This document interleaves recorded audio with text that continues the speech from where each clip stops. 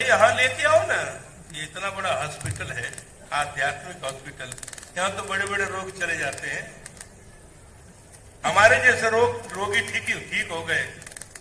ज्ञान लिया, हमारे घर वाले ने कहा कि तो काफिर हो गया, मुसलमान रहा ही नहीं। अब हमको समझ नहीं आता कि काफिर किसे कहते हैं। तो आपके चरणों में आने के बाद जब धर्म ग्रंथों को पढ़ना शुरू किया, सारे शास्त्रों को पढ़ा, तो पता लगा काफिर का डेफिनेशन यानी परिभाषा क्या है। तो काफिर उसे कहते हैं जो खुदा को नहीं जानता है, वो खुदा के साथ कुफर कर रहा है, नाम ले रहा है लेकिन जानता नहीं है तो कुफर कर रहा है, वो है काफिर। तो हमने तो ये काम कर लिया था, फिर तो हमारे ऊपर लागू होती नहीं। काफिर उसे कहते हैं जो पैगंबर की बात को, रसूल की बात को नहीं मानता, वो काफिर है।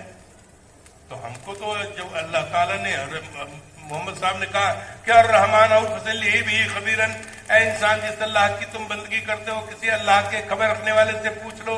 तो हमने तो पूछ लिया, पता लग गया, तो काफिर तो हमारे ऊपर तो लागू होता नहीं। और दूसरी बात, जो पैगंबर और खुदा में फर्क करता है उनके लिए जिल्लत आमेल आजाद कर रखा है, उनके लिए नरक का दरवाजा खुला। तो हमको हमने तो पहले रामचरितमानस में पढ़ा था, अगुन ही सगुन ही नहीं कछ भेदा, गाँव ही मुनि पुराण बुध वेदा, अगुन अरूप अलख अज जोई, भगत प्रेम बस सगुन सोई।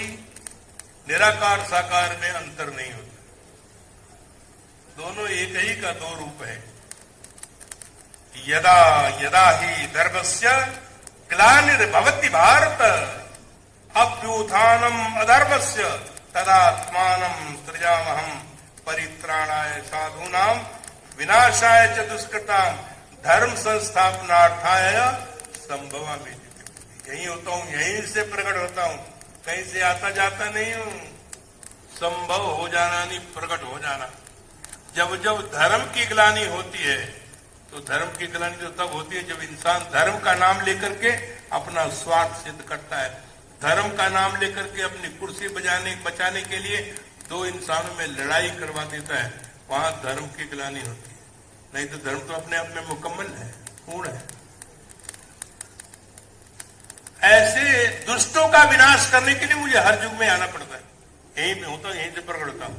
उनका विनाशाय च दुष्कृताम, ऐसे दुष्कृत करने वाले लोगों का विनाश करने के लिए, और परित्राणाय साधुनाम, साधुओं की रक्षा करने के लिए संभवामि युगे युगे, हर युग में मैं प्रकट होता हूं। परमात्मा सतगुरु प्रकट होता है, पैदा नहीं होता।